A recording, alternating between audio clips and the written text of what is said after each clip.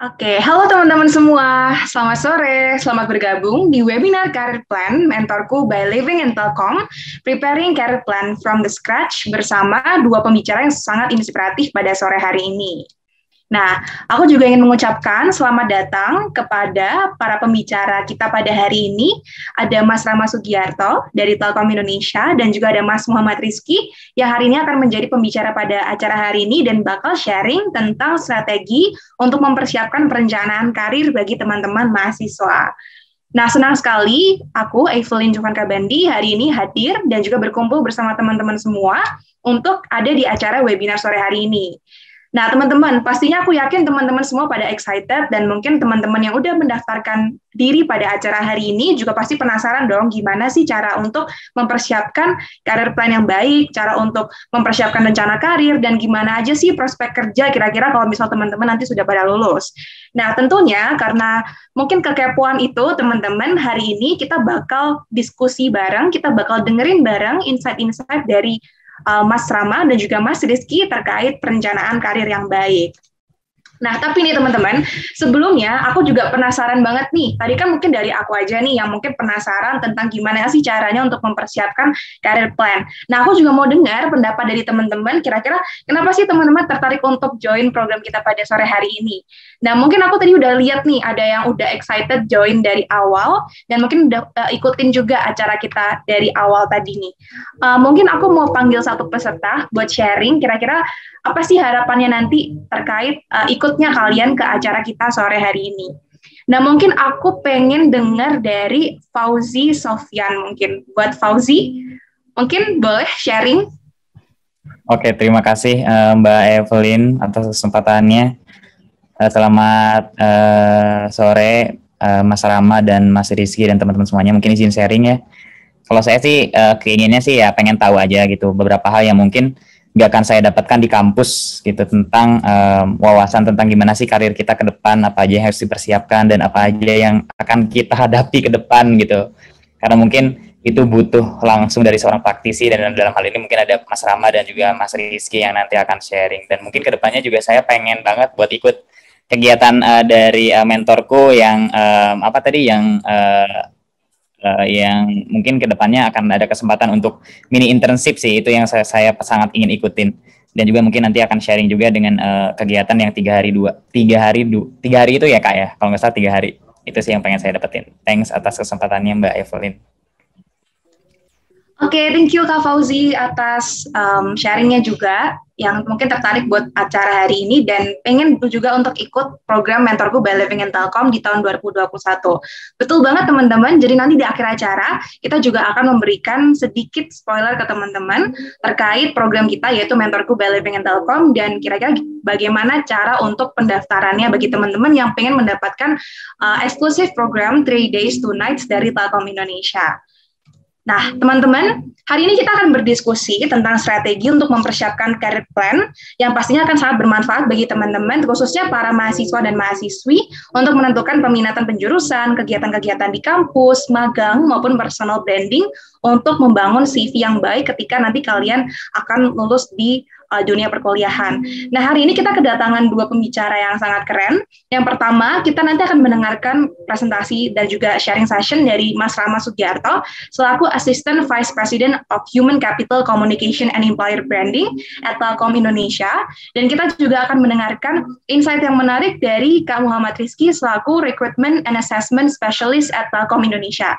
Nah, nanti pertamanya, Mas Rama akan menjelaskan tentang pentingnya career planning bagi mahasiswa untuk menentukan prospek kerja dan karir path ke depan, dan juga nanti akan dilanjutkan oleh Kak Rizky juga yang akan menjelaskan mengenai strategi untuk mempersiapkan career planning, seperti itu. Nah, mungkin tanpa berlama-lama lagi, mungkin di sini Mas Rama sudah hadir. Halo Mas Rama. Halo Mbak Evelyn, sore teman-teman semua. Oke, sore Mas Rama. Oke, mungkin teman-teman sudah pada mulai penasaran nih Mas Rama terkait materi yang akan disampaikan oleh Mas Rama sendiri, dan oleh karena itu hari ini kita akan mendengarkan materi dari Mas Rama selaku Assistant Vice President of Human Capital Organization of Capital Communication and Employer Branding at Telkom Indonesia. Nah, Mas Rama ini sendiri mendapatkan Banyak sekali lisensi dan juga kursus tentunya yang telah ditempuh oleh Mas Rama dalam bidang karirnya sendiri, seperti salah satunya adalah Certified Scrum Master Product Owner, kemudian Communic Asia, HR Summit, Innovative Talent Management, dan juga Network and Service Convergence Seminar juga. Oleh karena itu, tanpa berlama-lama lagi, kita sambut Mas Rama untuk membagikan materinya di presentasi yang pertama. Silahkan kepada Mas Rama, waktu dan tempat dipersilakan. Oke, terima kasih Mbak Evelyn. Saya izin sapa dulu ya, teman-teman yang hadir pada sore ini. Assalamualaikum warahmatullahi wabarakatuh. Waalaikumsalam warahmatullahi wabarakatuh. Salam sejahtera untuk kita semua. Senang sekali sore hari ini saya berkesempatan untuk bertemu dengan teman-teman semua, meskipun melalui online ya. Tapi sharing itu di Telkom bagian daripada kesempatan yang diberikan kepada perusahaan untuk karyawan itu bisa berkembang. Jadi orang-orang Telkom itu akan sangat senang kalau diminta sharing, diminta untuk berbagi gitu ya. Dan ini bagian daripada budaya kerja juga di Telkom. Jadi alhamdulillah dapat kesempatan untuk sharing juga di sini, dan kebetulan juga tadi udah disinggung sama Mbak Evelyn ya, bahwa kita saat ini akan ada program baru nih yang kita ingin lebih dekat dengan teman-teman mahasiswa di kampus dengan memberikan pengalaman yang spesial gitu ya, bisa dapat exposure bagaimana sih mempersiapkan memasuki dunia kerja, dan nanti mungkin bagi teman-teman yang beruntung bisa merasakan langsung tuh ya, gimana sih kerja di head office-nya Telkom dan seterusnya. Nah, sebelum ke situ, sesuai dengan tadi topik hari ini ya, saya diminta sharing dengan Mas Rizky nanti. Saya sih pengennya banyak diskusi ya, paling saya materi dikit aja, mudah-mudahan bisa kita banyak ngobrol gitu ya. Tapi saya pengen sharing apa sih yang kita perlu siapkan gitu ya, untuk kita menyusun career path. Career path itu macam-macam ya, kalau di dunia kerja kayak saya, Mas Rizky, gitu, Mbak Maya gitu ya, kita memang relate kepada suatu posisi gitu ya, atau suatu fungsi. Tapi kalau di teman-teman mahasiswa, career path itu menjadi sangat luas gitu ya. Nah, ini menarik. Saya akan coba sharing beberapa hal gitu ya. Saya izin share screen sebentar. Oke, apakah sudah muncul? Sudah, Mas Rama. Oke.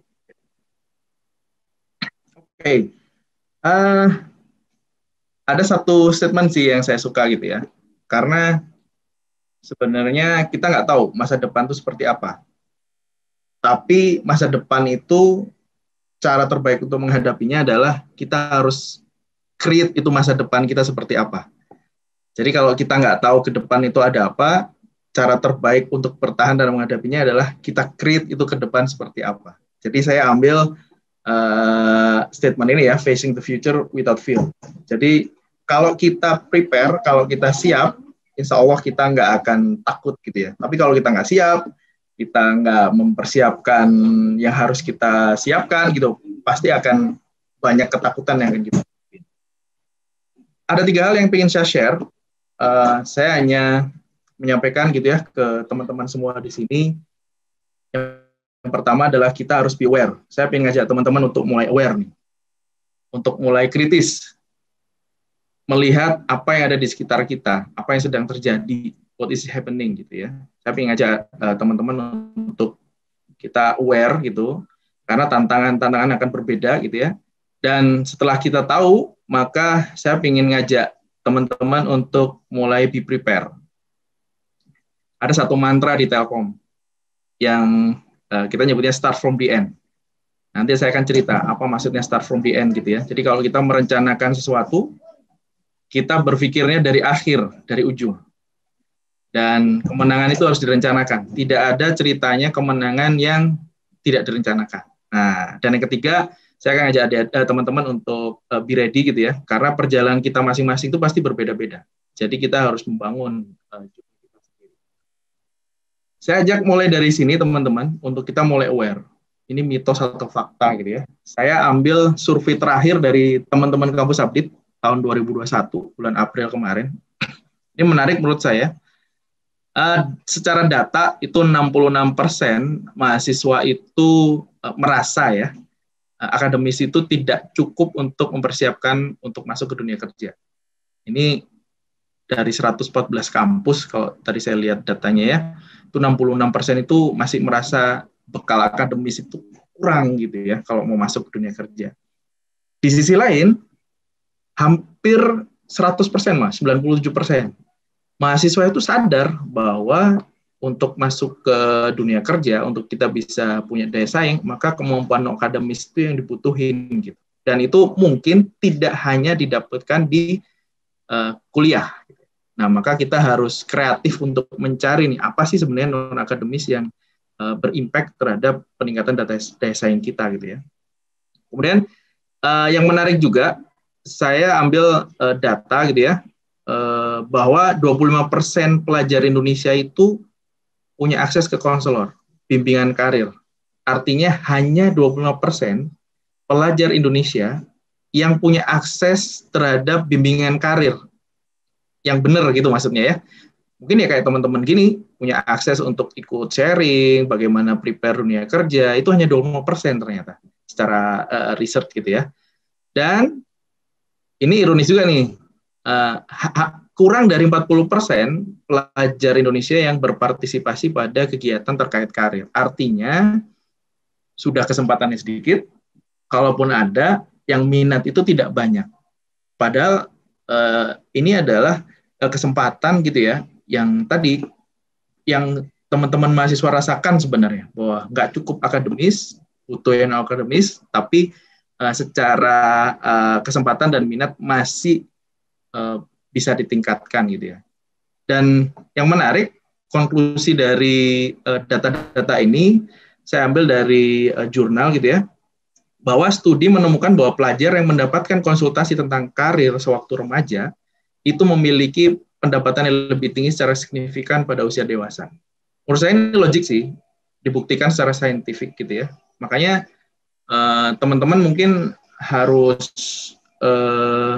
bersyukur juga gitu ya, punya kesempatan seperti ini, dan jangan disia-siakan. Karena once ini bisa kita optimalkan gitu ya, kesempatan, sharing, dan itu bisa kita laksanakan, ya pasti usaha itu tidak akan mengkhianati hasil gitu ya. Nah, ini secara data gitu ya, yang sepertinya mendukung mitos-mitos yang terjadi di luar gitu. Saya ingin cerita sedikit sih, ada teman kerja saya gitu di Telkom yang dulu juga mantan atasan saya. Luar biasa beliau terhadap putra-putranya gitu, memastikan bahwa sejak dini itu sudah diberikan informasi yang proper, bahwa kamu nanti mau jadi apa, kamu mau kemana kerjanya, kalau kamu mau kemana kamu harus ngelakuin apa. Nah itu juga yang menginspirasi gitu ya, dan ternyata putra-putranya juga berhasil.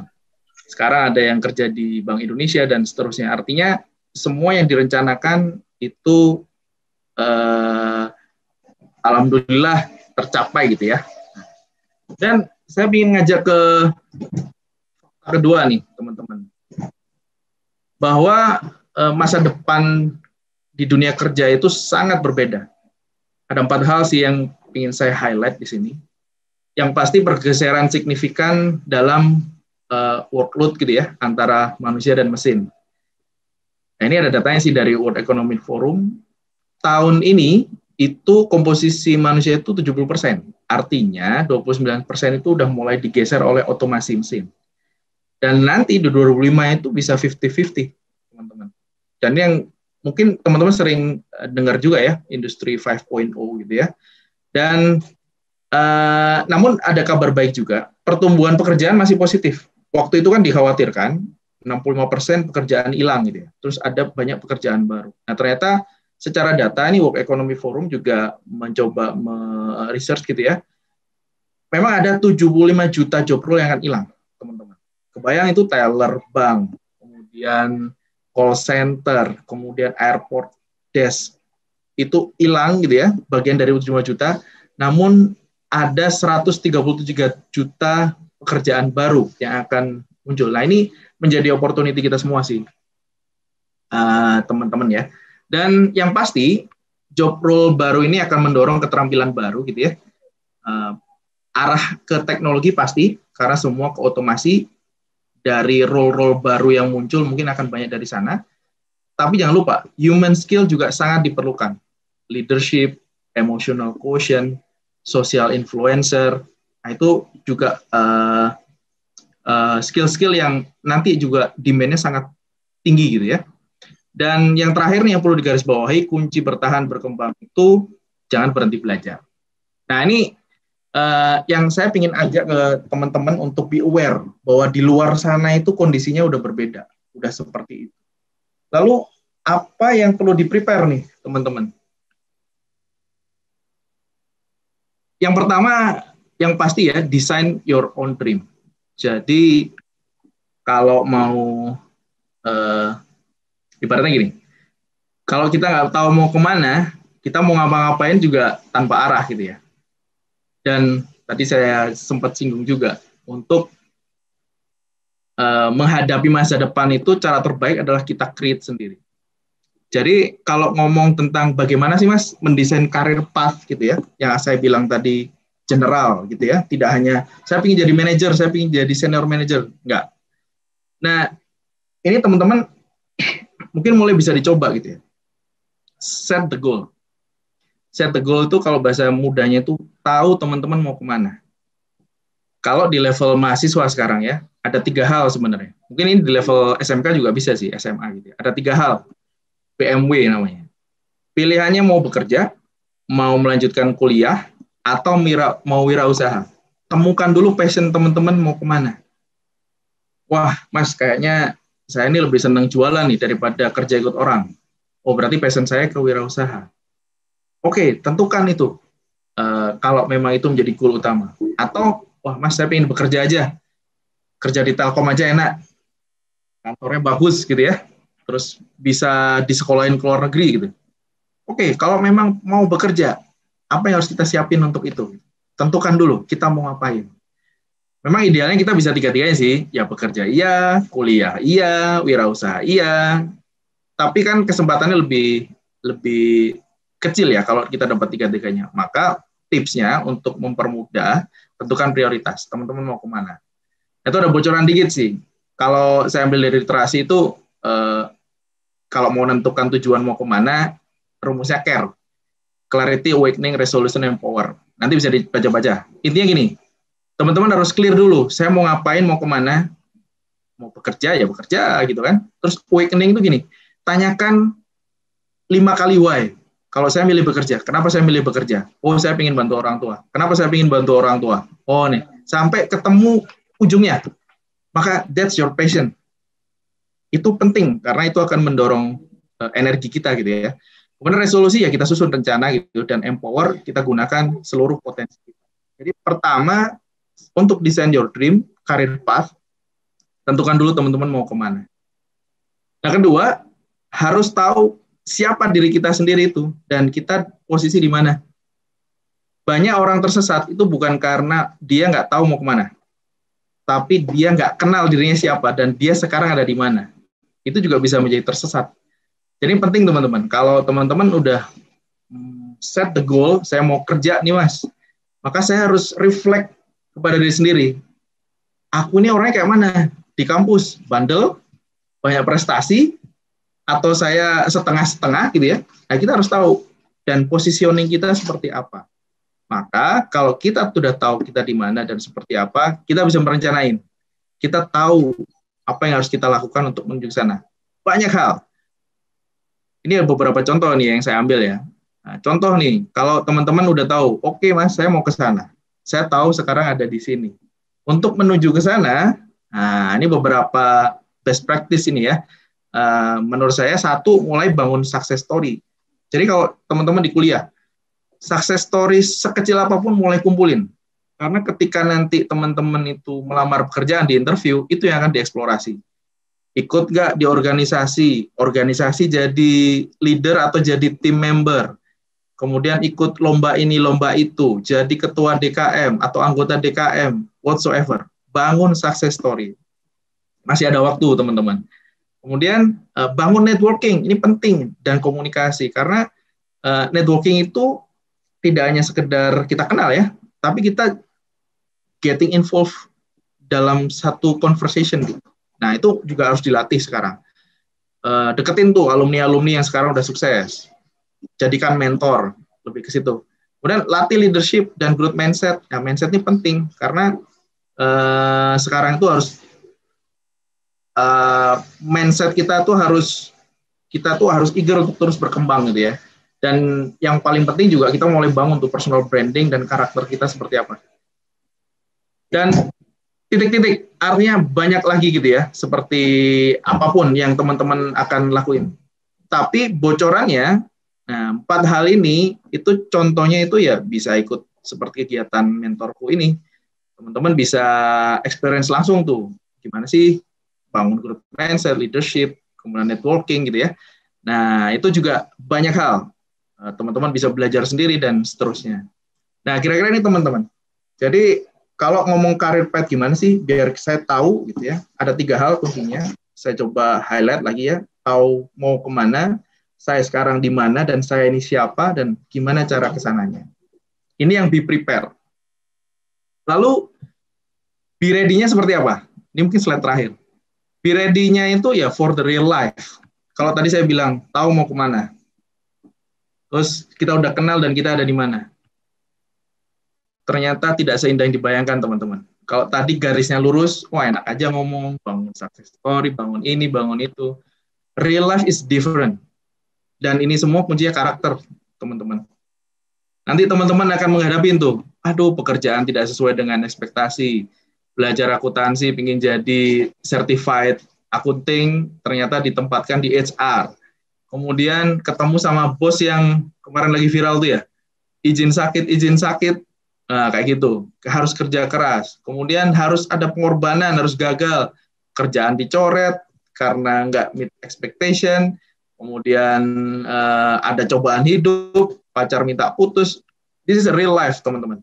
Jadi, saya ingin ngajak realistis ke teman-teman ya, bahwa ketika kita ngomong karir path, apapun karirnya gitu ya, selalu ingat 3 hal tadi gitu.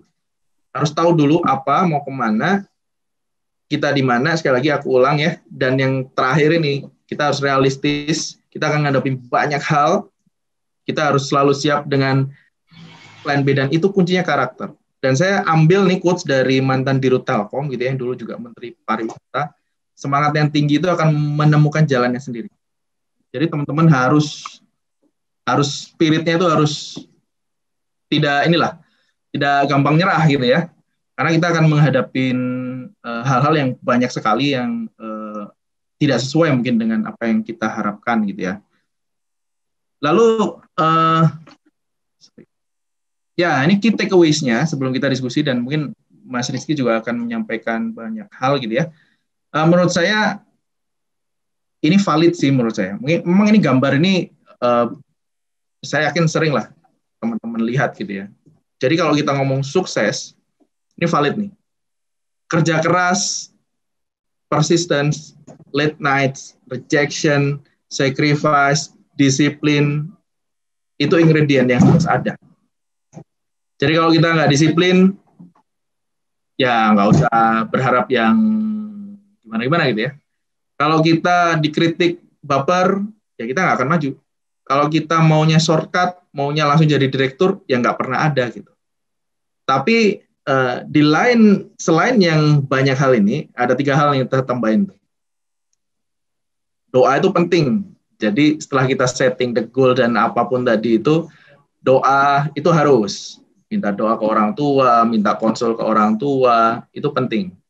Kemudian jangan lupa tuh, banyakin sedekah gitu ya, biar kita dilancarkan, dilindungi, kemudian dimudahkan, dibimbing gitu ya, dan yang pasti ikhtiar itu tidak mudah, semangat.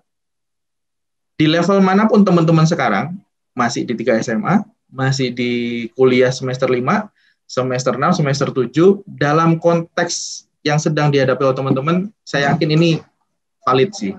Jadi kita harus untuk ngomong sukses itu ya kita harus melakukan banyak hal ini. Mungkin itu dulu teman-teman sharing awal saya gitu ya. Mungkin nanti akan dilanjutkan sama Mas Rizky dan kita bisa diskusi bareng tentang experience bagaimana menyusun karir path gitu ya. Oke, mungkin itu Mbak Evelyn dari saya. Terima kasih.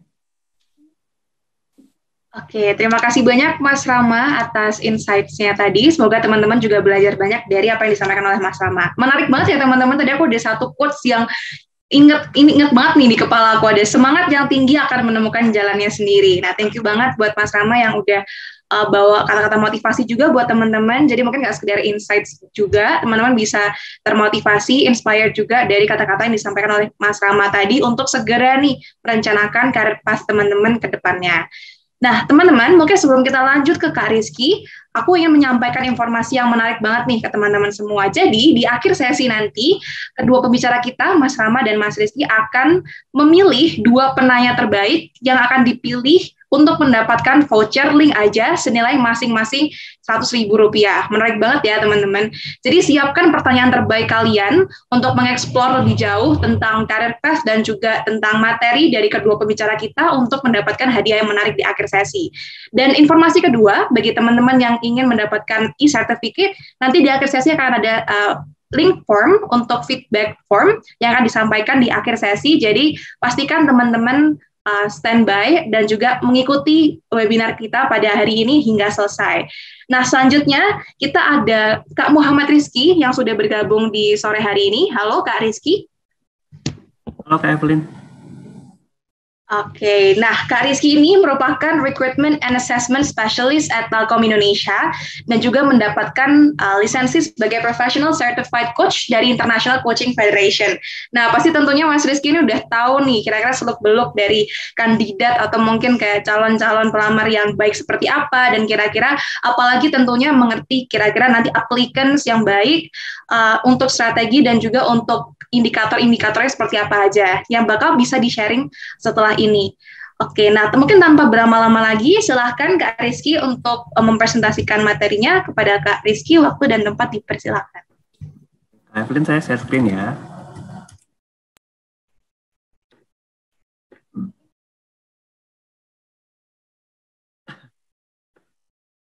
Oke, baik, udah kelihatan Kak? Baik, sudah terlihat Kak. Siap. Selamat sore teman-teman, perkenalkan nama saya Rizky. Saya ini kalau di Telkom, itu ceritanya adalah orang yang sering wawancara dan merekrut kandidat siapa yang masuk atau mungkin juga cukup baik gitu ya untuk jadi karyawan Telkom. Jadi kalau nanti mungkin ada pertanyaan seputar mungkin seleksi ataupun juga kira-kira planning karir itu kayak gimana, boleh nanti tanyain ya. Saya mungkin sedikit menambahkan aja dari presentasinya tadi dari Mas Rama, bagus banget. Saya jadi teringat ketika mungkin di awal atau mungkin ketika masuk kerja gitu ya, ditanya mau jadi apa, tujuan kamu masuk ke Telkom tuh apa gitu ya. Kemudian saya juga sedikit merenung apa tujuan saya sebetulnya. Itu yang dinamakan dengan career path. Jadi path ini sebetulnya bukan tujuan teman-teman. Path itu adalah ketika kita nanti jalannya gimana atau pekerjaan yang kita lakukan seperti apa, itu adalah career path-nya. Jadi ingat ya, career path itu mungkin bukan goals-nya, bukan objektif, tapi career path itu adalah jalan untuk mencapai tujuan teman-teman, tergantung dengan pekerjaan seperti apa yang ingin teman-teman pilih gitu. Career path juga itu hanyalah serangkaian pekerjaan juga yang mengarahkan mungkin untuk goal karir jangka panjangnya. Mungkin bisa jadi ya, karir path itu bisa jadi lurus. Misalnya teman-teman sekarang ada yang kuliah di mana, di matematika misalnya gitu ya, ada yang mungkin terus jadi matematisian sampai jadi dosen, jadi ilmuwan, tapi mungkin ada yang pindah ke bank atau ada yang menjadi justru jadi jurusan IT entah di mana itu. Jadi karir path itu kadang tidak linear, tidak berarti ketika teman-teman kuliah mungkin sekarang di jurusan apa langsung mungkin akan langsung terjun di jurusan itu, kita nggak pernah tahu gitu ya. Banyak banget contohnya, ada yang jadi influencer, ada yang jadi marketer atau misalnya sales, itu walaupun latar belakangnya berbeda. Jadi karir path itu memang nggak linear. Saya mungkin sedikit ngasih tahu kira-kira apa sih pekerjaan-pekerjaan yang high demand banget nanti ke depannya. Nah, beberapa mungkin teman-teman bisa lihat mulai dari tenaga kesehatan, data analis, teknisi IT, digital marketer, technician construction, SEO specialist, dan content writer atau application developer. Nah, ini mungkin saya sharing ke teman-teman juga, mungkin mulai dari sekarang silakan dicek nih nanti gitu ya, apa sih sebetulnya pekerjaan-pekerjaan yang demand-nya tinggi, yang diminta sama pasarnya tinggi, yang ketika lulus tuh orang-orang tuh mencari gitu ya. Walaupun sekarang relevan atau tidak relevan dengan pekerjaan-pekerjaan tersebut, silakan teman-teman bisa bisa juga mengembangkan skill ini. Jadi di 2025 itu selain memang pekerjaannya, tapi ada juga beberapa skill yang perlu teman-teman miliki. Dimulai dari analytical thinking, problem solving, sampai juga leadership yang tadi Mas juga sudah sempat sampaikan. Penting banget selain juga dari pekerjaan, ini adalah kualitas yang biasanya kami gitu ya, dari tim rekrut atau tim seleksi mencari nih kualitasnya dari teman-teman. Nah, biasanya kami mencari ini dari mana? Dari apa yang teman-teman lakukan ketika kuliah. Percayalah gitu ya, untuk hal ini tuh bukan berarti teman-teman baru siap kerja, siap memilih pekerjaan, atau nanti menentukan langkah hidup selanjutnya. Itu bukan ketika nanti setelah lulus, tapi dari mulai sekarang. Dari mulai apa yang teman-teman lakukan atau pilih aktivitas ketika berkuliah. Nah, skill-skill ini yang nanti akan kami tanyakan, yang nanti akan kami konfirmasi, teman-teman punya nggak skill-skill ini? Ini contoh aja sebagian skill yang biasanya perusahaan-perusahaan cari dari seorang kandidat atau misalnya calon pelamar, begitu ya. Nah, spesialis skillnya apa aja nih? Mungkin ada dari product marketing sampai dengan web development. Untungnya mungkin teman-teman di era sekarang gitu ya, untuk untuk skill ini tidak harus melalui jalur kuliah sebetulnya. Bisa jadi ini bisa dipelajari, itu bisa melalui pembelajaran online, teman-teman bisa sharing. Banyak komunitas yang sebetulnya bisa mendorong atau meningkatkan kecakapan, kemampuan, skill-skill seperti ini. Ini cuma 10 contoh aja. Skill apa sih yang lagi hot gitu ya di pasaran, yang nanti orang-orang tuh bakal cari, yang nanti mungkin akan menjadi nilai tambah teman-teman, tergantung jurusan teman-teman tuh apa, biasanya ini akan tetap dimintakan atau kita konfirmasi gitu. Nah, kemudian kalau ditanya, tadi kata Mas Rawa bagus banget, kalau ini tuh kita merencanakan kemenangan, karena memang yang namanya career path itu penting. Lebih penting memang kalau teman-teman udah tahu tujuannya kemana dan kenapa perlu career path yang jelas dari mulai mungkin teman-teman sekarang berkuliah sampai nanti memilih pekerjaan gitu ya. Pertama, career path yang jelas akan membuat teman-teman lebih gampang mana yang mungkin cocok atau tidak dengan saya, mana skill yang cocok atau tidak dengan saya, dan teman-teman bisa melihat kira-kira apa saja sih yang diperlukan dari pekerjaan yang ingin teman-teman lakukan, begitu ya.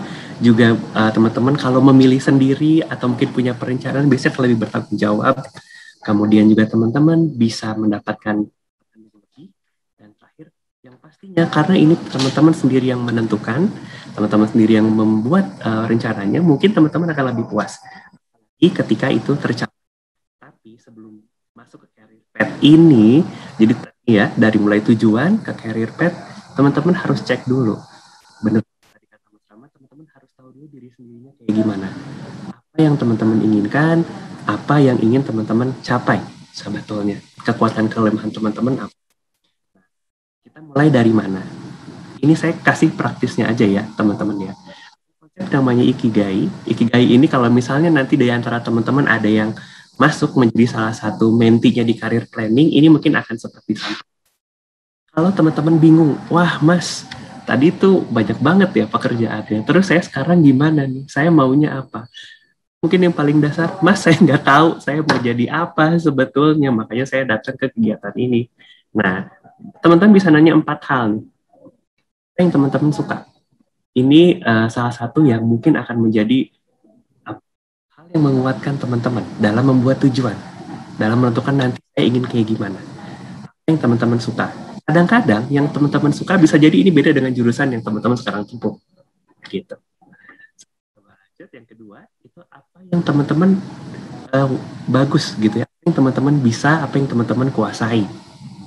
Nah, yang teman-teman kuasai ini selain dari jurusan teman-teman, mungkin skill yang tadi sempat sampaikan, ada yang teman-teman miliki, atau mungkin juga ada kecakapan-kecakapan, atau mungkin kerennya teman-teman di hal yang lain. Nah, itu bisa jadi sebetulnya dimulai dari situ. Misal kalau senang musik, padahal jurusan kuliah teknik yang nggak masalah, misalnya kayak gitu ya. Kemudian yang ketiga, teman-teman biasanya bisa dibayar dengan apa? Karena apa? Misal gitu, teman saya ada ini jurusannya psikologi, tapi senang banget masak. Tapi ini jadi psikolog, tapi pendapatannya mungkin masih lebih besar daripada dia membuat catering. Kan selain dia good at, orang-orang mau bayar dengan apa hasil karyanya dia. Belum tentu ini bisa jadi sejalan dengan jurusan. Terakhir, apa yang orang lain butuhkan.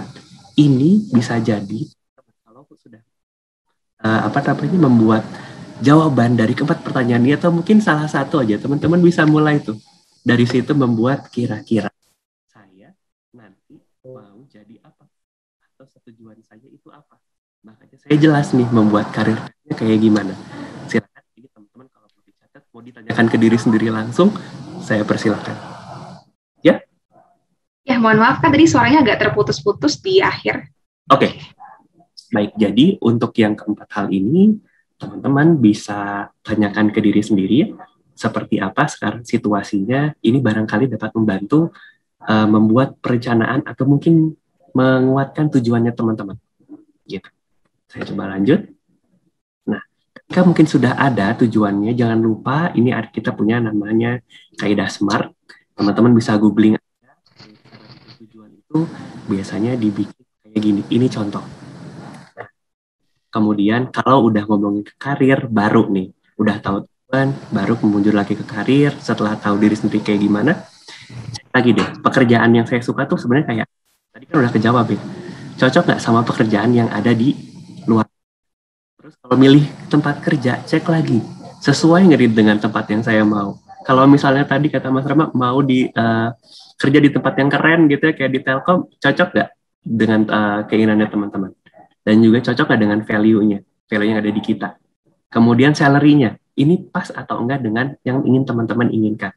Atau bisa dicek lagi, teman-teman taunya maunya ketinggian nggak? Atau kerendahan dari pasaran. Dan terakhir, pastikan pekerjaan yang dipilih itu align dengan tujuannya teman-teman. Ya. Nah, terus jadi sekarang yang bisa teman-teman lakukan, kalau saya sebagai recruiter tuh biasanya akan nanya, yang sudah teman-teman ini lakukan dalam perkuliahannya. Pertama, teman-teman punya background yang jelas, solid untuk melamar pekerjaan. Ini tips aja untuk melamar pekerjaannya. Backgroundnya cocok, tidak harus selalu jurusan, tapi mungkin juga ada aktivitas yang lain. Ini bisa menjadi nilai tambah. Kemudian, kalau yang tadi Mas Rama sampaikan, sudah ikut kegiatan kemahasiswaan yang banyak, begitu ya, menjadi ketua. Nah, itu kita biasanya bertanya, sebenarnya kenapa kamu ingin menjadi ketua? Dan sudah kamu lakukan dengan kegiatan kamu itu. Dan terakhir, ini adalah skill. Skill ini akan ditanyakan terkait dengan teman-teman mau melamar. Saya tutup untuk diskusi. Ini ada notes untuk teman-teman. Ini pesan dari semua orang tua biasanya ketika anaknya ini sudah ingin bekerja dan belum mendapatkan pekerjaan. Di era sekarang ini memang cukup sulit ya, menantang nih mencari pekerjaan. Tapi teman-teman itu jangan patah semangat sebetulnya, jangan patah semangat. Dan juga kalau misalnya sudah mulai bekerja, jangan langsung putus asa ketika mengalami sebuah tantangan atau sebuah hambatan. Silakan teman-teman perkuat diri. Ini adalah bagian cerita dari hidupnya teman-teman. Yang penting teman-teman harus pasti kira-kira tujuan teman-teman itu apa dalam mengambil karir. Nah, ini lebih jelasnya nanti kalau misalnya teman-teman ada yang berminat sebagai mentee di bagian karir plan, ini nanti akan kita bahas di sesi mentoringnya. Sekian dari saya, mungkin ini kalimat penutupnya ya, kehidupan itu memang mungkin teman-teman harus lebih memaafkan karena semakin banyak tantangan, pastinya teman-teman harus menjadi lebih kuat dan tentu saja menjadi resilient. Terima kasih, mungkin dari saya segitu dulu, silakan bahas.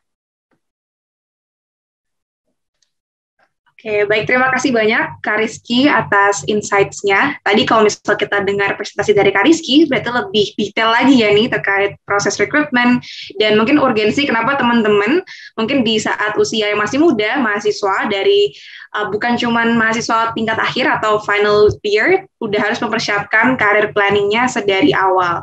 Oke, thank you so much Kak Rizky atas pertanyaannya. Nah, mungkin kita langsung akan aja masuk ke sesi Q&A atau sesi tanya jawab. Di sini sudah banyak sekali teman-teman yang bertanya, dan mungkin untuk memulai pertanyaan dari teman-teman nih, aku akan membacakan pertanyaan dari Hana terlebih dahulu karena mungkin masih menyangkut pertanyaan ke Kak Rizky ya terkait proses rekrutmen. Nah, mungkin untuk Hana, mungkin waktu dan tempat dipersilakan mungkin untuk menyampaikan secara langsung pertanyaannya. Ya, halo Kak Rizky. Halo. Perkenalkan, saya Hana dari Jakarta, Kak. Ya. Ingin bertanya nih, Kak, aku kan sempat dengar ya kalau banyak rekruter di perusahaan besar itu pasti menggunakan softwarenya ATS ya, Kak, untuk memfilter CV dari para karyawannya. Nah, pertanyaanku adalah, jadi kan kalau ATS itu ada kriteria tertentu ya, CV-CV misalnya tidak boleh ada terlalu banyak shape misalnya. Nah, itu apakah efektif ya, Kak? Apakah dengan penggunaan ATS itu sebagai sistem untuk merekrut karyawan? Kalau sebetulnya untuk applicant tracking system itu kan, sorry Kak Evelyn, ini ditampung dulu atau langsung dijawab nih Kak? Aduh, saya terlalu semangat kayaknya. Dulu ya, Kak Rizky. Gak apa-apa ya. Untuk application tracking system itu kan sebetulnya tergantung preferensi dari setiap perusahaannya ya. Kalau mungkin masalah efektif atau enggaknya, itu pasti setiap HR atau setiap recruiter punya preferensi masing-masing. Yang perlu teman-teman persiapkan bukan kenapa dia pakai ATS-nya, tapi kira-kira sebetulnya apa sih yang dicari dari perusahaan tersebut dan kenapa dia pakai ATS gitu ya. Dan kira-kira apa yang dicari sebetulnya? Suaranya putus ya? Iya, agak putus-putus. Oke. Jadi untuk ATS itu sebetulnya silakan teman-teman pelajari kriterianya, itu yang penting. Pelajari kriterianya, kira-kira apa yang dia cari. Karena ini beda-beda untuk setiap perusahaan. Baik itu misalnya parameternya apa, lulusan mana, itu beda banget. Setiap perusahaan bisa beda. Yang perlu teman-teman lakukan adalah bukan ke ATS-nya ya, tapi silakan sesuaikan effort-nya teman-teman sesuai dengan company yang ingin teman-teman sasar. Itu ya, itu dulu. Oke, silakan Kak Evelyn. Oke, terima kasih banyak Kak Rizky sudah menjawab. Nah, mungkin pertanyaan selanjutnya boleh dari teman-teman yang raise hand dulu. Mungkin di sini aku mau panggil, bentar ya, ini angka-angka nih namanya. Oke, mungkin Muhammad Raffi Irzam boleh menyampaikan pertanyaannya.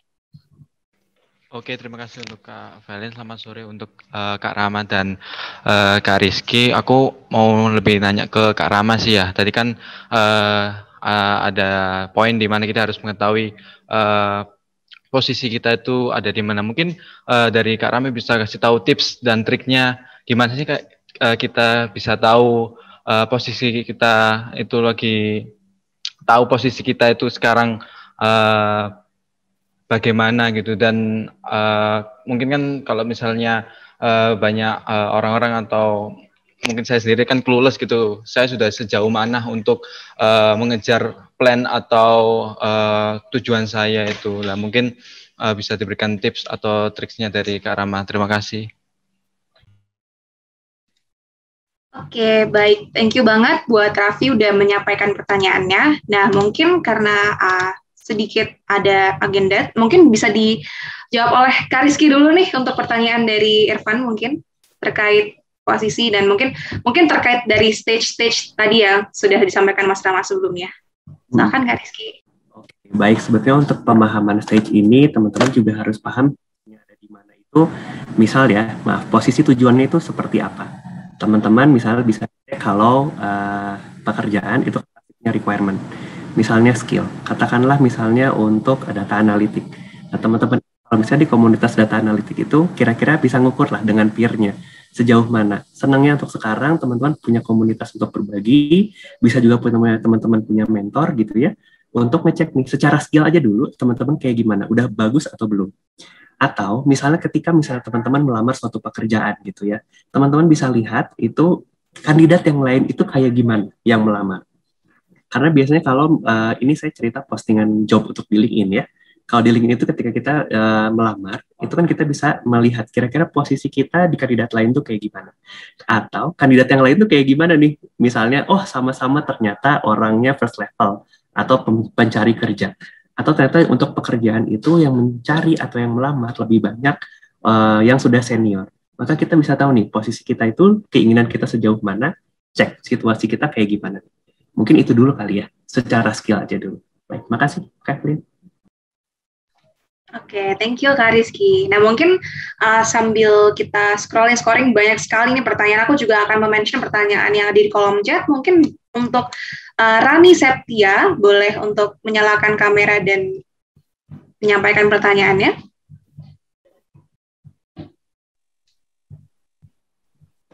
Halo, selamat siang Kak. Selamat sore. Terkait pertanyaan saya, itu bagaimana jika karir path sebenarnya yang kita udah susun nih, terus kita tuh melintas bidang profesi sebenarnya Kak, misal pengalaman magang, pengalaman organisasi itu di bidang human resource, sedangkan bidang profesi sebenarnya itu IT. Seberapa pengaruhkah melintas bidang ini dan motivasi apa yang harus kita untuk tetap istiqomah di bidang profesi kita ini Kak? Terima kasih. Oke, silahkan Kak Rizky untuk dijawab. Oke, baik. Rani, untuk pertanyaannya ini bagus banget. Karena banyak juga orang ketika sudah mengambil atau melamar pekerjaan, menjalaninya terus tiba-tiba merasa kayaknya saya nggak cocok deh di sini. Nah, itu sebetulnya hal yang nggak apa-apa. Hal yang nggak apa-apa, dan itu wajar terjadi. Justru teman-teman mungkin akan lebih paham ketika teman-teman melakukannya. Jadi ketika sudah karirnya udah dibikin, udah matang, udah mantap, ternyata pas dijalani ini berbeda. Ini nggak masalah. Yang penting teman-teman yang bisa dilakukan dari sekarang adalah biar nggak terlalu banyak mungkin perubahan gitu ya di dalam rencana karirnya. Silakan cari informasi sebanyak mungkin. Tidak hanya di jenis pekerjaan, kalau tadi di HR atau di IT gitu ya, sebenarnya kalau mau di HR yang IT, nggak masalah.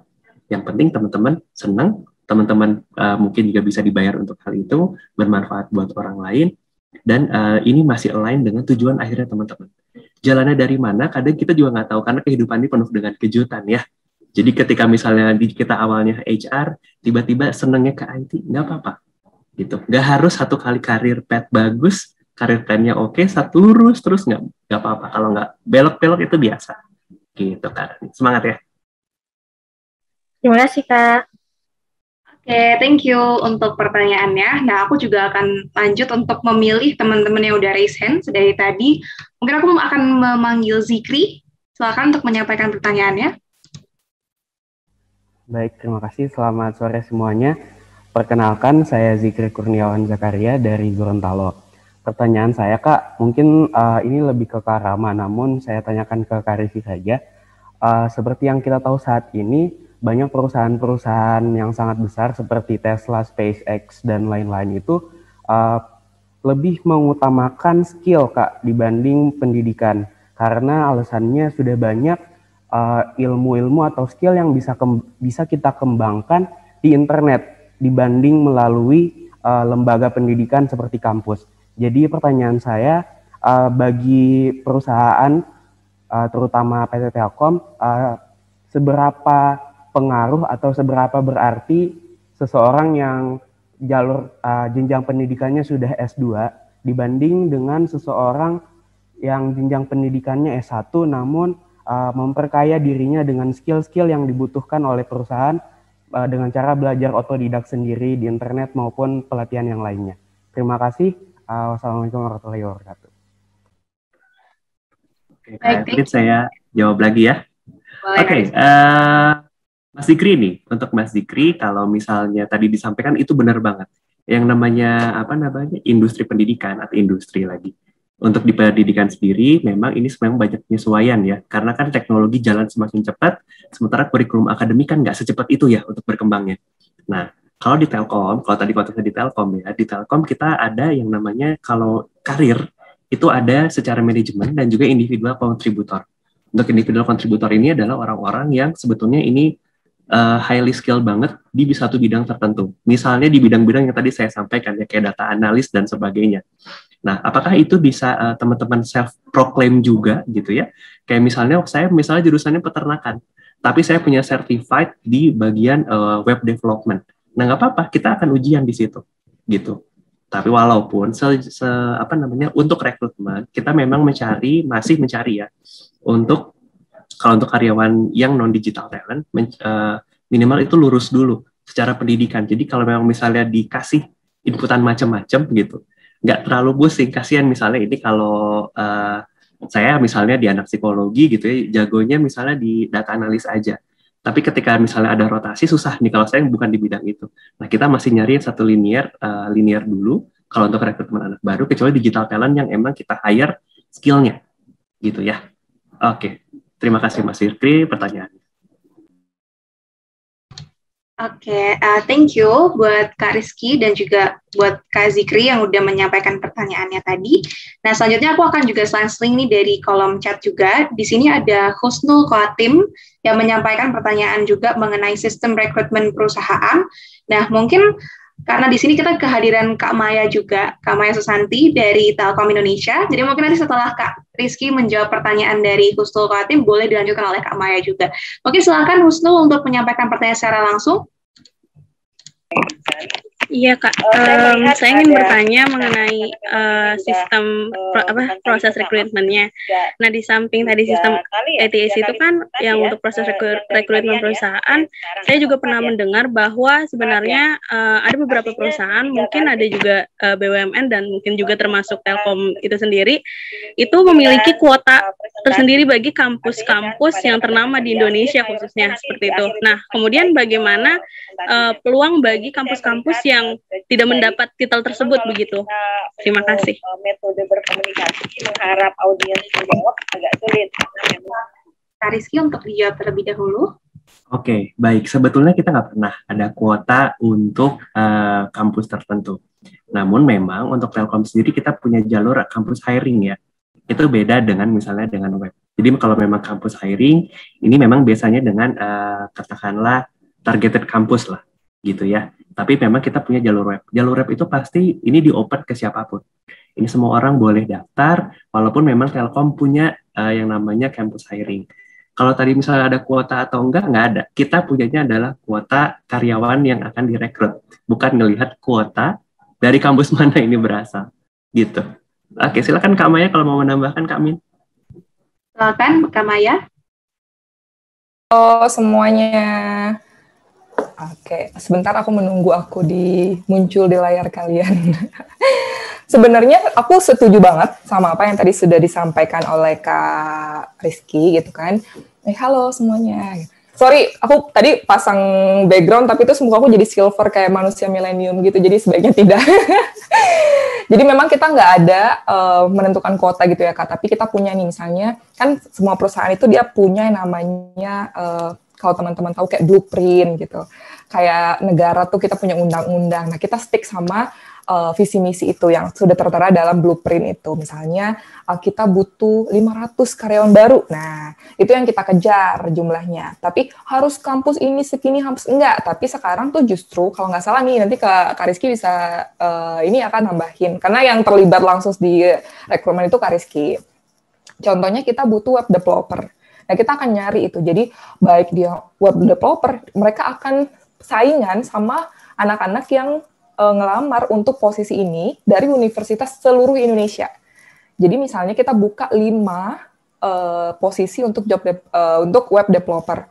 Nanti 5 itulah yang akan baik kamu dari UI, kamu dari Syakuala, kamu dari Universitas Multimedia, kamu dari Universitas Bina Dharma, kamu dari you name it your university, itu kalian bersaing. Nah, di situ kemudian apa ya, kadang aku sekali mau nambahin juga kadang-kadang kita merasa minder, aku bukan dari universitas ternama gitu. Jangan khawatir gitu, karena zaman sekarang tuh di mana akses ilmu sudah sangat terbuka gitu kan, selama kalian masih terus ingin belajar tuh nggak akan masalah kamu mau dari universitas mana, karena banyak di Telkom tuh aku nggak tahu ya karena belum pernah banyak di perusahaan lain gitu. Tapi di Telkom itu kayaknya ya yang aku lihat gitu, senior leader yang sukses tuh bukan dari kampus mananya, tapi mereka yang punya dedikasi bekerja yang bagus gitu, yang tekun, ulet gitu. Nah itu sih kayaknya sih kalau tadi ya melihat career path-nya gitu. Tapi begitu awal mau apply, itu yang pertama jangan minder dulu, kayak coba aja dulu gitu. Nah itu sih tadi ya, semua dari Kak Rizky dan Mas Rama kayaknya udah lengkap, kayak memang banyak rintangannya, banyak lika-likunya gitu. Nah itu sih yang terjadi juga. Sama tadi izin mau nambahin sedikit Kak, kalau kita tuh beda gimana, karena aku jurusannya beda banget sama yang aku sekarang kerjakan gitu ya. Tapi itu ternyata itu aku passion aku gitu. Jadi aku jurusan HI, kerja sekarang di bidang komunikasi gitu. Kayak beda, tapi passion aku tuh memang di bidang komunikasi media gitu kan. Tapi ternyata tuh ada kok ilmu HI yang bisa kita pakai. Karena dulu pas kuliah S1 HI itu belajarnya tuh kayak analisa gitu, kayak baca jurnal. Ternyata itu tetap kepake gitu. Nah, gimana sih kalian connecting the dots pakai ilmu-ilmu yang dulu pas S1-nya sama yang sekarang belajar? Itu sih mungkin sebenarnya karena ada yang bilang tuh ilmu belajar tuh pas kuliah tuh hanya dikit banget yang kepake zaman kerja gitu. Nah, kayak karena pas kerja tuh lebih banyak kita menyesuaikan diri. Nah, how far can you adapt itu yang penting sih kayaknya.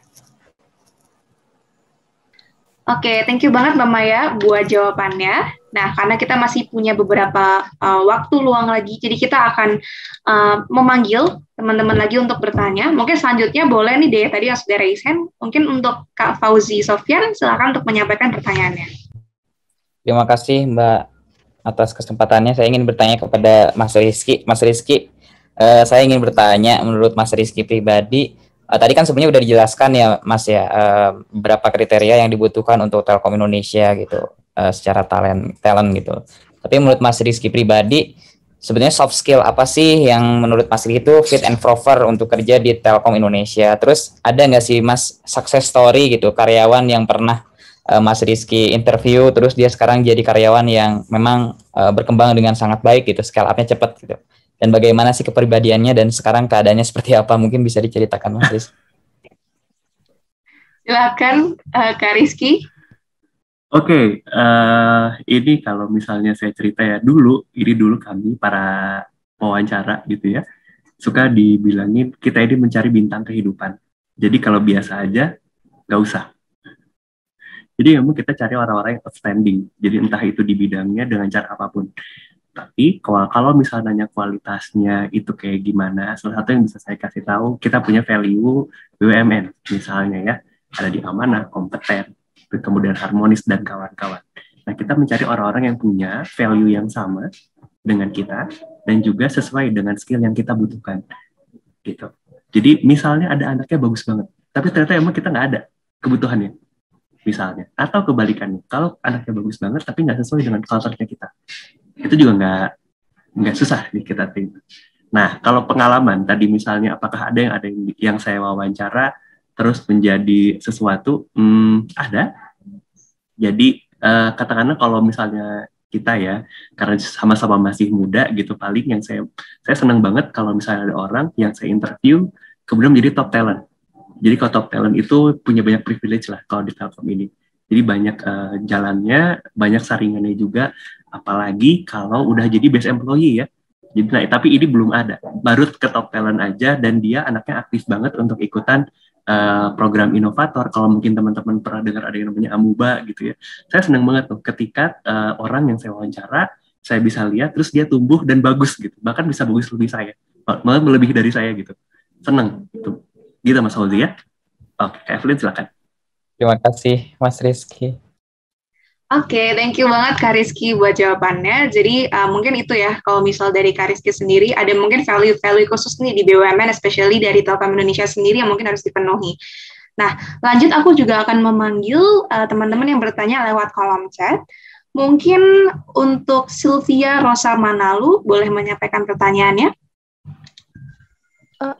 Terima kasih Kak kesempatannya. Sebelumnya saya izin off cam ya Kak, soalnya sinyal saya kurang baik Kak. Ya, pertanyaan saya itu tadi ini dalam sesi interview nih Kak, di mana recruiter sudah membaca CV para aplikan sebelumnya. Pertanyaan saya pertama, apakah memang demikian Kak? Apakah memang para perekrut itu sudah membaca CV para pelamarnya sebelumnya? Dan apabila iya, bagaimana para perekrut tersebut memastikan bahwa kapabilitas dan kompetensi yang dimiliki para pelamarnya itu sesuai dengan apa yang sudah dilampirkannya di CV-nya sebelumnya? Terima kasih Kak sebelumnya. Oke, silahkan Kak Rizky. Mungkin ini lebih ke tahap interviewnya sendiri ya Kak. Kira-kira interviewernya ini nih kayak baca spoiler dulu, baca hint sebelumnya, ya kan? Nah, atau mungkin kira-kira gimana sih flow-nya gitu? Oke. Ini mungkin buat teman-teman yang nanti ketika lulus 1 atau mungkin 1-2 tahun lagi ya, mau melamar ke Telkom. Untuk di Telkom sendiri kan memang banyak saringannya. Banyak banget saringannya, jadi dimulai dari tes potensi sampai dengan interview, cek kesehatan itu yang paling akhir biasanya. Nah, kalau ditanya CV-nya baca, pasti baca. Harus baca banget itu yang namanya CV ya. Nggak mungkin kita nggak tahu siapa yang kita hadapi, orang kayak gimana. Yang pasti setiap dari kami itu punya panduannya masing-masing di setiap tahap. Baik itu mungkin kalau teman-teman lebih penasaran di wawancara, kita punya panduannya. Apa yang harus dicari dari seorang kandidat. Nah, mungkin kalau saya bukan yang jago di masalah kemampuan teknis, tapi nanti akan ada yang mengklarifikasi kemampuan teknisnya teman-teman. Tapi mungkin ada yang lebih bisa menilai value-nya itu apakah di saya gitu ya, atau mencari kualitas orangnya misalnya gitu. Nah, itu semua orang punya panduan dan teman-teman sebetulnya tidak perlu terlalu mikirin gimana prosesnya. Yang penting, ini tips dari saya sebagai interviewer, teman-teman bangun portofolio yang bagus dari sekarang. Jadi ketika nanti teman-teman masuk atau diwawancara oleh kami gitu ya, kita lebih enak, makin banyak pengalaman bagus, impact-nya gede gitu ya. Kita lebih gampang sebetulnya menilai teman-teman ini bagus atau enggak, layak atau enggak, bukan layak ya, cocok atau enggak untuk masuk Telkom gitu. Kak Maya mungkin punya cerita nih Kak Maya. Tahu aja ya Kak. Aku setuju banget sama Kak Rizky dan teman-teman itu kita sebenarnya, ini aku bocorkan di forum ini aja ya, karena belum pernah ngomong di forum lain. Khusus buat yang hari ini ikut. Kalian itu kita sebagai yang diinterview atau kita sebagai pelamar kerja, sebenarnya kita tuh bisa loh. Bisa untuk menuntun Kak Rizky dan teman-temannya atau rekruter ini supaya mereka ngikut kita gitu. Jadi biar mereka tuh nanyanya apa yang kita tahu aja, itu bisa kita lakukan, ada triknya. Nah, salah satunya tadi dengan CV, yaitu ya kayak, jadi di CV-nya memang ditonjolkan. Jadi teman-teman, ketika kita bikin CV, kita tuh harus tahu banget kita tuh memang untuk kerjaan apa. Contoh ya, ketika kita ngelamar tentang Telkom yang ini kan program kayak seperti MT gitu ya. Kalian jangan masukin yang tidak related gitu, tapi kalian masukkan yang related. Contoh dulu aku ketika ngelamar, ya aku masukin yang related aja. Contoh tuh misalnya wakil ketua OSIS waktu SMA gitu kan. Kemudian peserta apa gitu, nggak apa-apa dimasukin. Meskipun kita cuma peserta, tapi yang related kita bisa bangun story-nya. Nah, ketika di CV udah kelihatan tuh, oh berarti aku tuh into communication gitu kan. Into communication, oh kelihatan banget nih, soalnya pengalaman organisasinya tuh PR gitu kan, tim komunikasi BEM atau enggak, tim komunikasi panitia pokoknya meskipun itu kecil banget tapi konsisten gitu.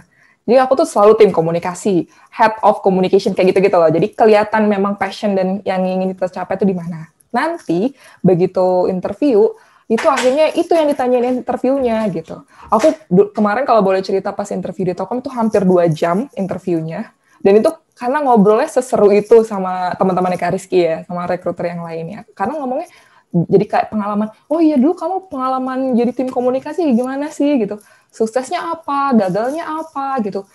Jadi aku bisa cerita, ya dulu waktu saya masih maba, karena masih staff, jadi dapat porsinya kecil. Begitu udah semester 3, sudah mulai dipercaya jadi ketua divisi, oh ternyata kesalahan dulu saya jadi maba tuh saya jadikan pelajaran. Akhirnya ketika saya semester 6, saya jadi ketua project-nya atau project officer ya dulu, PO ya namanya kalau zaman kuliah. Itu saya jadi tahu teman yang komunikasi harus melakukan ini, karena dulu saya belajar. Nah, ya jadi story itu yang kalian bangun gitu. Jadi, yang tadinya nih mungkin rekruternya mau nanya hal-hal yang di luar apa-apa tuh, kita udah bangun balok dulu gitu. Jadi meskipun akhirnya mereka nanya hal yang lain tuh jadi bukan expertise-nya kita. Jadi kalaupun kamu nggak bisa jawab, menurutku sih mohon maaf. Kalaupun nggak bisa jawab ya bilang aja mohon maaf kurang begitu menguasai bidang itu. Dan aku yakin sih Kak Rizky dan teman-teman mungkin jadi memaklumi nggak sih Kak kalau yang diwawancarai tidak terlalu menguasai bidang tertentu, gitu. Tapi sangat terlihat sangat passionate di satu bidang gitu sih. Nggak tahu nih ini benar nggak sih menurut Kak Rizky?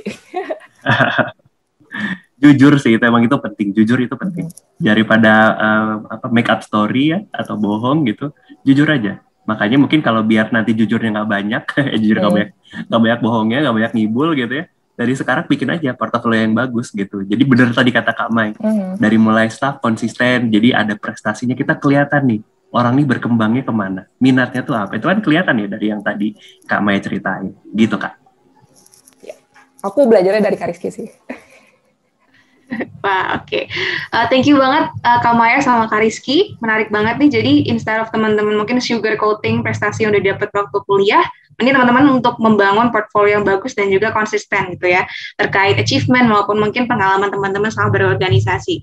Nah, mungkin satu pertanyaan lagi nih, aku akan mungkin coba untuk panggil Langgeng. Elin, dan satu pertanyaan ini khususnya akan dijawab oleh Mas Rama dan Kak Rizky, karena Mas Rama is back. Oke, siap. Oke, siap Mbak Maya. Oke, halo Mas Rama. Ya, aduh, mohon maaf tadi ada ini. Siap, I'm back. Oke, siap. Oke, mungkin pertanyaan selanjutnya nih dari Langgeng, mungkin boleh disampaikan langsung ke Mas Rama dan Mas Rizky juga. Oke, halo, terima kasih untuk kesempatannya, Kak. Sebelumnya, untuk sharing session-nya juga terima kasih materinya. Yang ingin saya tanyakan adalah, tadi saya nge-highlight kalau kita perlu adanya Ikigai. Nah, yang saya baca itu, Ikigai itu seperti apa yang membuat kita tetap semangat hidup, dan itu bisa dimiliki lewat minat yang kita sukai gitu, kayak minat dan bakat gitu, atau potensi yang kita miliki. Tapi Kak, kalau misalnya saya ngerasa punya minat di lebih dari satu bidang, sementara saya pengen ngembangin kedua minat tersebut itu untuk mempersiapkan diri di masa depan. Kan nanti kan persaingan kerja itu pasti banyak banget ya. Khawatirnya itu kayak kurang memiliki kapabilitas yang cukup gitu Kak, karena hanya terampil di satu bidang aja gitu. Kalau menurut Kak Rizky, kalau misalnya punya minat lebih dari satu itu mending dikembangin secara balance atau mending condong ke salah satu aja gitu didalemin. Terima kasih Kak, sama Kak Rahma juga. Thank you Langgeng buat pertanyaannya. Nah ini mungkin juga related ya terkait pertanyaan teman-teman tadi yang juga sempat disampaikan lewat chat. Mending kita being generalist atau mungkin being specialist di satu bidang dan kita memang spesialisasikan dan kita ahlikan di bidang itu. Nah mungkin dari Mas Rama dulu, boleh silakan pendapatnya. Oke, makasih Mbak Langgeng. Bagus sekali pertanyaannya. Saya cerita dikit sih. Saya background-nya IT. Penempatan pertama saya ditaruh HR. Saya sempat bingung ya, kenapa saya orang IT ditaruh di HR gitu. Ternyata kita malah masuk ke blue ocean gitu ya. Kita masuk ke jurusan yang mungkin atau ke bidang yang banyak orang ahli di situ, tapi belum punya keahlian yang saya miliki. Saat itu ilustrasinya saya orang IT ditaruh di HR ya. Blessing-nya malah saya dipakai terus gitu ya, di-exposure terus gitu ya, sehingga pengalamannya jadi sangat banyak gitu, dan akhirnya bisa mewarnai yang ada di bidang itu. Nah dari ilustrasi itu kalau menjawab Mbak Langgeng sih pertanyaannya ya, generalis is good gitu ya, tapi punya satu keahlian yang kita maintain gitu ya, kita manage, itu juga harus gitu. Jadi kalau disuruh milih, ya saya nggak milih 50-50 sih. Milih yang mungkin 70-30 ya. Saya milih yang sebagai passion saya apa saat itu. Let's say IT gitu ya. Ya saya akan tetap memperdalam bidang itu. Nah, selebihnya yang 30% ya saya kembangkan untuk bidang-bidang yang related dengan apa yang saya hadapin atau apa yang akan saya hadapin. Jadi kalau saya di waktu itu di HR, ya saya nyemplungnya, saya manage dulu yang IT gitu ya. Selebihnya saya belajar yang HR gitu. Nah, tapi ketika saya keasikan di HR, akhirnya lama-lama jadi kebalik tuh. Ilmu HR yang makin banyak gitu ya. Nah, dengan sendirinya kita punya keahlian bidang yang secara natural gitu ya. Kita menjadi punya keahlian yang spesifik tapi lebih dari satu. Nah, poinnya gitu sih Mbak Langgeng. Kalau mungkin belum dimasuk dunia kerja ya, kalau menurut saya sih fokus itu perlu. Boleh kita belajar apapun, tapi harus dikomposisikan yang pas gitu. Kalau Mbak Langgeng sekarang di jurusan apa sekarang Mbak Langgeng? Bidangnya? Saya di ilmu komunikasi. Nah, contoh komunikasi gitu ya. Nah, ya mungkin itu yang harus di manage sampai dalam gitu ya. Nah, untuk keahlian lain, contoh sekarang lagi musim data science gitu ya, ya boleh just to know untuk komposisi tertentu gitu. Mungkin itu sih dari pengalaman saya. Mungkin dari Mas Rizky ada view lain, silakan. Oke Mas, makasih. Ini kalau ceritanya Mas Rama ini berarti bagus banget. Jadi ketika dia punya spesialisasi, dia membesarkan membesarkan minatnya atau keahliannya di dalam bidang tersebut. Walaupun IT tadi masuk ke HR gitu ya, dikembangin nih sama Mas Rama. Jadi ketika nanti Mbak Langgeng, katakanlah sekarang di ilmu komunikasi, tapi punya keahlian lain, gak apa-apa. Kalau berkaitan dengan ilmu komunikasi lebih dekat, misalnya ilmu komunikasi, kemudian sales, bisnis, marketing, itu bagus banget buat Mbak Langgeng. Tapi kalau misalnya punya misalnya minat yang lain, misalnya ilmu komunikasi ke game gitu, misalnya ya. Artinya sebenarnya Mbak Langgeng ini punya value yang lebih. Tapi Mbak Langgeng harus tetap tentukan value-nya Mbak Langgeng ini yang pertama tuh apa. Jadi yang lain apa itu jadi value tambahan. Atau kalau nanti waktu-waktu dibalik ya nggak apa-apa juga gitu. Makanya kalau saya sih nggak apa-apa kalau Mbak Langgeng mau minatnya banyak gitu ya. Tapi pegang satu yang memang Mbak Langgeng banget deh gitu. Kalau yang lain karena kadang-kadang lagi kepengen, kadang-kadang enggak gitu ya.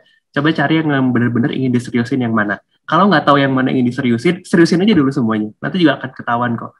Yang mana yang emang Mbak Langgeng banget gitu. Oke, baik, makasih.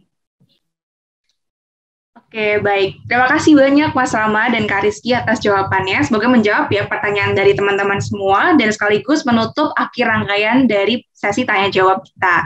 Nah, bagi teman-teman, kita akan menjelaskan beberapa program terlebih dahulu setelah ini dan nanti kita akan mengumumkan best participant atau penanya terbaik di akhir sesi. Jadi teman-teman siap-siap nih nanti apabila mungkin teman-teman dipanggil jadi salah satu best partisipan atau pertanyaan terbaik di akhir sesi nanti. Oke, terima kasih banyak Kak Rizky dan juga Mas Rama atas materinya dan juga atas jawabannya juga. Semoga bermanfaat dan membantu teman-teman semua. Baik, nah mungkin boleh slide selanjutnya.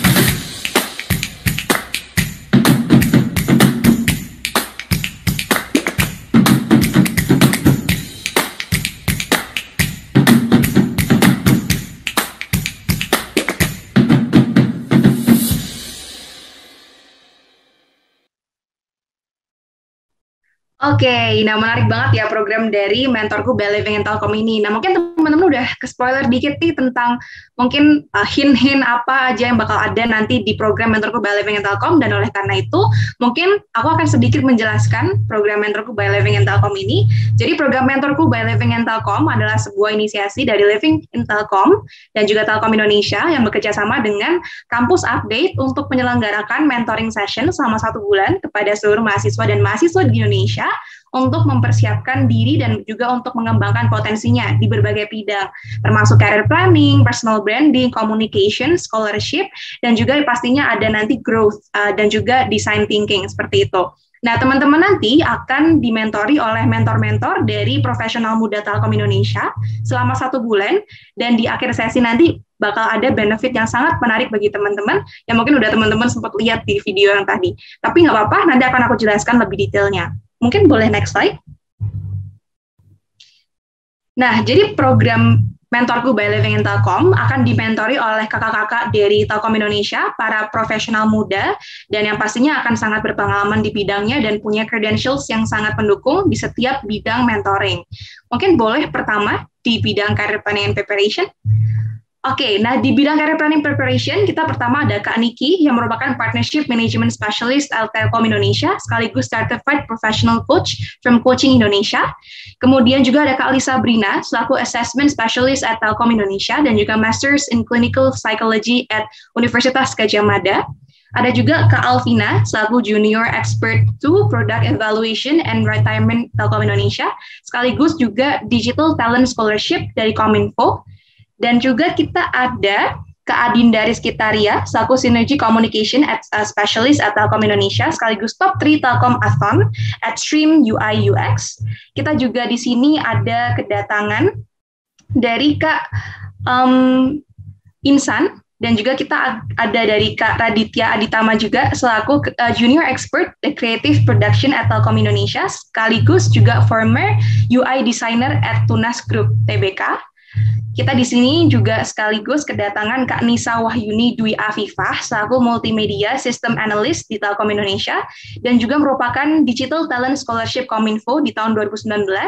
Kita ada Kak Muhammad Rizky ini yang keren banget hari ini juga jadi pembicara, selaku Recruitment dan Assessment Specialist at Telkom Indonesia, sekaligus juga Professional Certified Coach from International Coaching Federation.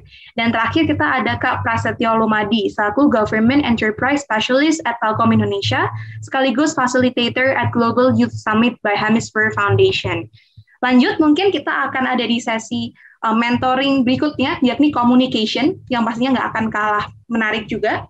Nah, baik, di bidang communication, pertama kita tentunya ada Kak Aulia Faizruzanur, selaku Command Control Management at Telkom Indonesia, dan juga LPDP Awardee Master of Digital Communication and Culture.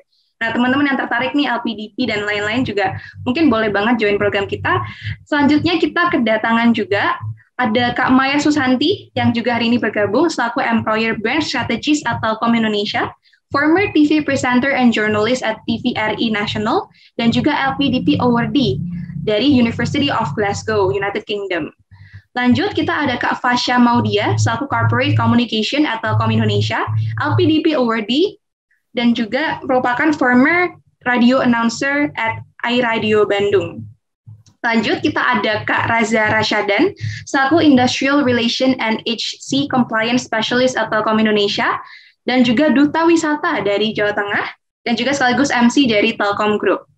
Lanjut, kita ada Kak Zaki Abdullah, selaku Program and Performance at Telkom Indonesia, dan juga first winner of Anti-Corruption Speech Competition. Terakhir, kita ada Kak Witna Wihani di Communication, selaku Sales Operation di Telkom Indonesia, dan juga Delegate of Harvard World Model United Nations. Lanjut. Nah, selain communication dan career planning, kita juga ada personal branding. Di sini tentunya mentor personal branding juga gak kalah keren, teman-teman. Yang pertama akan ada Kak Amanda Julia, selaku Product Lifecycle Management dari Telkom Indonesia, dan juga founder at Touch Lada. Dan yang kedua kita ada Kak Dia Rahmawati Rashida, selaku Digital Marketing Strategist dari Direktorat Consumer Service Telkom Indonesia. Kemudian juga the winner of International Youth Social Entrepreneurship. kita juga akan ada Kak Fadilah Hamzah selaku Sales Specialist Telkom Indonesia dan juga Innovator Type B at CTO CAT. Kita juga akan ada dimentori oleh Kak Fahia Rushid Syamsul selaku Assistant Manager Fulfillment Retail Sultra Telkom Indonesia dan juga Firmer Public Media Relation at TSM Makassar. Dan yang terakhir ada Kak Rian Rida Ramadan selaku Career and Capability Development Specialist at Telkom Indonesia. Mungkin boleh lanjut. Nah, gak kalah menariknya nih teman-teman, di bidang scholarship kita juga kedatangan kakak-kakak yang tentunya juga memiliki banyak sekali pengalaman di bidang scholarship. Dan kakak-kakak ini pastinya mereka juga sudah mengenyam pendidikan juga entah S1 maupun S2 di luar negeri. Yang pertama ada Kak Agista Saraswati selaku Financial Modeling at Telkom Indonesia yang merupakan juga LPDP Awardee Behavioral Finance at Queen's Mary University of London. Kemudian kita ada Kak Anggita Sari Dewi selaku Commerce and Assessment Specialist Telkom Indonesia dan juga BPI Awardee at Leiden University. Kita akan ada Kak Anita Rahmawati selaku Digital Innovator Telkom Indonesia dan juga LPDP Awardee at University of Manchester UK.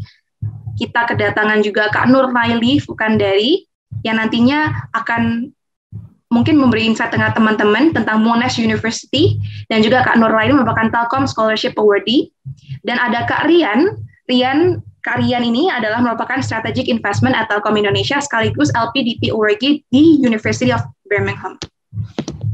Dan terakhir, kita akan ada mentoring juga bersama kakak-kakak mentor dari bidang Growth Mindset and Design Thinking.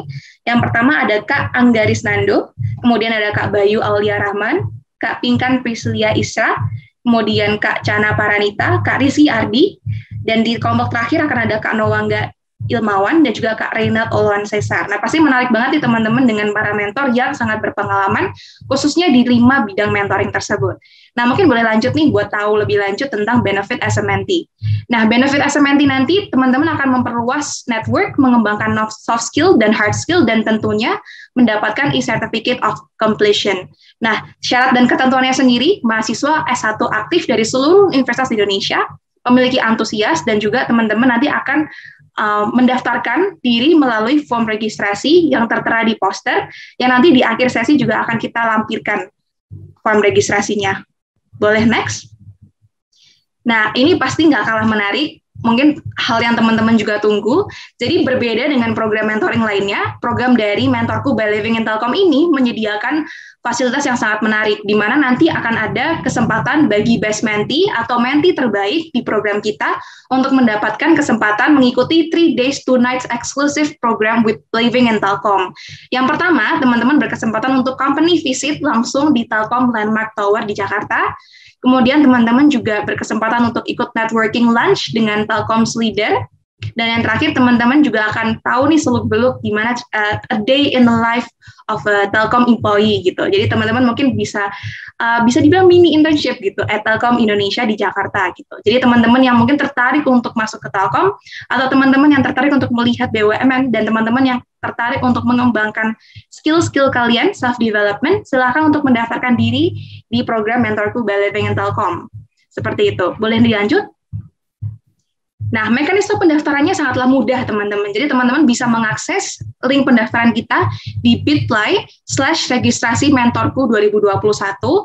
Kemudian nanti teman-teman akan mengisi link registrasi tersebut dengan identitas kalian dan juga mengirimkan CV dan juga mengirimkan esai yang menggambarkan diri kalian dan juga alasan kalian untuk mendaftarkan diri. Nah, nantinya ketika teman-teman sudah memasuki tahap pertama, di tahap kedua akan ada sesi interview, dan di tahap ketiga nanti kita akan mengumumkan mentee-mentee terpilih untuk kita mentori nanti di program ini, dan jumlah mentee terpilihnya akan ada 250 orang. Jadi pastikan teman-teman adalah salah satu bagian dari 250 mahasiswa dan mahasiswa di seluruh Indonesia tersebut untuk mendapatkan kesempatan ini. Untuk informasi detailnya nanti akan aku sampaikan lewat grup WhatsApp dari peserta yang sudah di-provide sebelumnya. Boleh di next?